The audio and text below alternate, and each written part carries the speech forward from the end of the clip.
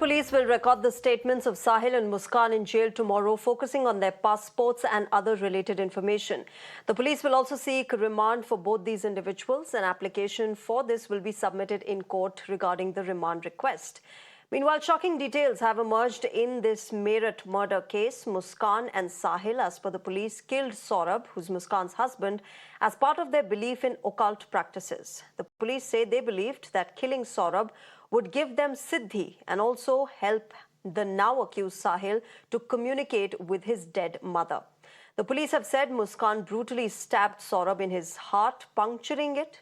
His head and neck were severed from the body. Both palms were separated and the body cut into pieces to fit into the drum.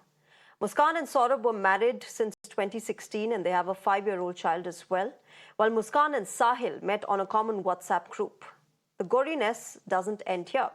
The two accused even holidayed at a resort in Himachal Pradesh, and they ensured that they kept sending messages to Saurabh's parents via WhatsApp to deceive them into believing that Saurabh was alive and well. ये मुस्कान ने पूरा planning मुस्कान की थी। साहिल की मां के नाम पे? हाँ, साहिल की मां मर चुकी है। क्यों मर चुकी? साहिल की मां के नाम पे नहीं था। जो मैसेज आते था, मैसेज में वो ऐसे दिखाती थी कि मां अवतरित होके आई है और मां बात कर रही है इससे। हाँ, तो उससे ये कंट्रोल में रहता था। कुछ भी होता था कि मां को, तो नवंबर के आसपास इसने ठाना कि मैसेज आया कि इसका वध करना है, पति का, सौरभ का। नवंबर से ये प्लानिंग कर रहे थे। उस समय ये जगह ढूंढ रहे थे कि मार के हम गाड़ेंगे कहाँ। गाड़ने के बाद मैं ये बता दूंगी कि ये वापस चला गया अपना वहाँ, ये विदेश चला गया, वापस नहीं आएगा। 22 फरवरी को इसने पहले से प्लानिंग कर रखी थी। इसने चाकू खरीदे, तो इसने अपना एक बहाना बनाया कि मुझे एंग्जाइटी की प्रॉब्लम है। वहीं पे पास में ब्रह्मपुरी में एक डॉक्टर है, उनके पास गई, उसने अपना इलाज कराया। जो डॉक्टर दवाई पर्चा लिखते हैं एंग्जाइटी की, उसने इसको गूगल में सर्च किया। गूगल में सर्च करने के बाद जिस तरह डॉक्टर ने पर्चा रखा, खाली पर्चे पे इसने फिर वही साइन, वो पर्चे पे वो दोनों दवाइयाँ लिखी। शराब में दवाई भी मिलाई इसने, एंग्जाइटी वाली जो थी। उस दिन उसने शराब नहीं पी। 3 तारीख को बच्ची का एग्जाम खत्म हुआ था, उससे एक दिन पहले तो अपने नानी के यहाँ से छोड़ दिया था। अगर वो जेल से छूट जाती है कभी, तो उससे आप मिलेंगे या नहीं मिलेंगे उससे? वो खुद ही नहीं आएगी मेरे पास। वो जानती है कि पापा अब मेरे को नहीं अपनाएंगे। उसे पता है कि मेरे लिए खड़े नहीं होंगे, इसलिए उन्होंने ये एप्लीकेशन लगाई है कि मुझे वकील दिया जाए। अच्छा, एक बात और बताई जा रही है कि जिस दिन ये हत्याकांड का खुलासा हुआ है, वो जब घूम करके आई मनाली से लौट कर अगले दिन 18 तारीख को, तो उस 8-10 मजदूर बुलाए गए थे उस ड्रम को हटाने के लिए जिसके अंदर सौरभ के शव को रखा गया था। उसके अंदर आपने कोई मदद की है? इस तरह की उसके घर वालों का आरोप है। मैंने कोई मदद नहीं करी है। हाँ, मैं जब 12 बजे इससे जब बात कर रही थी, उससे पहले उन्होंने कोशिश करी हो ड्रम को हटाने की, तो मैं उस बात से अनजान हूँ।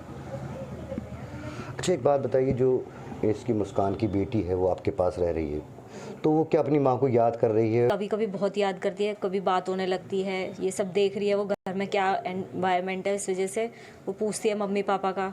तो उसे कहीं ना कहीं पता है कि मेरे पापा भगवान जी के पास चले गए हैं, ऐसी बोलती है।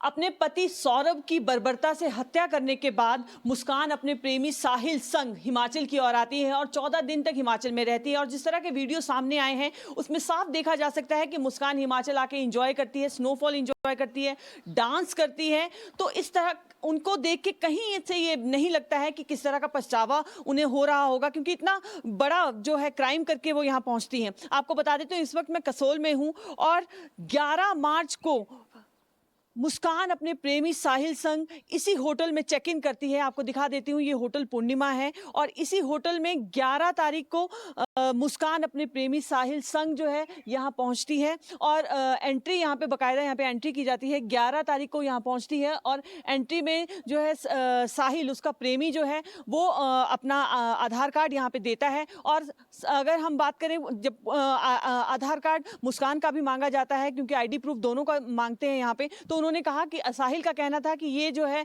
उनकी पत्नी है तो आई कार्ड देने की कोई ज़रूरत नहीं है। लेकिन इस पर जो है रिसेप्शन पे कहा जाता है कि नहीं आपको इनका भी आई कार्ड देना पड़ेगा। तो उसके बाद जो है वो मुस्कान की ID भी यहाँ पे देते हैं। आपको ये भी बता दें कि वो 11 से 16 मार्च तक यहीं रहते हैं और उसके बाद यहाँ से निकल जाते हैं। लेकिन 11 मार्च की अगर हम बात करें तो 11 को मुस्कान यहीं इसी होटल में साहिल, अपने प्रेमी साहिल का बर्थडे सेलिब्रेट करती है और केक का ऑर्डर बाकायदा किया जाता है मुस्कान द्वारा।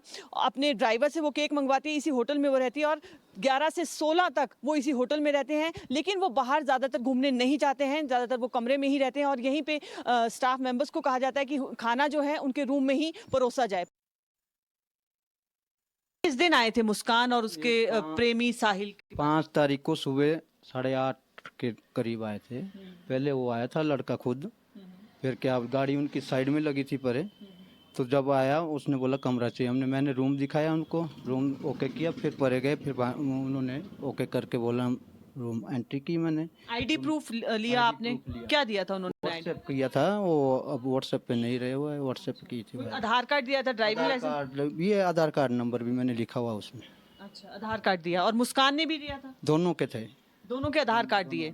उसके बाद आपको कहीं लगा कि इतना बड़ा मतलब हत्या का इतना बड़ा वो अंजाम देके यहाँ पे पहुंचे, कोई नॉर्मल थे या फिर कोई डर का चेहरे से क्या लगा आपको? ऐसा कुछ नहीं था, वो तो नॉर्मल थे। हमारे को ना ये कि हत्या की हुई कुछ ऐसा हमारे को कोई पता नहीं था। हमने तो सिर्फ वो आए, रूम देखा, रूम हमने दिखाया, एंट्री की है और रूम में उनको छोड़ा है और 2 दिन के बाद वो यहाँ से चेकआउट हुए। 2 दिन वो यहाँ पे रहे तो क्या रूटीन था उनका?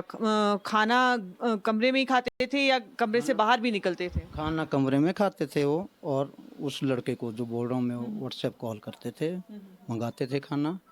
और वो क्या बोलो, उसके बाद बाहर तो कभी कभार 4, 4:30 बजे 1 बजे बाहर निकले हुए। मतलब घूमने के लिए निकलते थे और खाना रूम में ही? रूम में ही खाना खाते थे। और कुछ आपको ऐसा नहीं लगा उन दोनों के बिहेवियर से? उन्होंने जब आपके पास यहाँ एंट्री करवाई तो उन्होंने क्या कहा कि वो हस्बैंड वाइफ है या फिर क्या रिलेशनशिप उन्होंने आपस का बताया?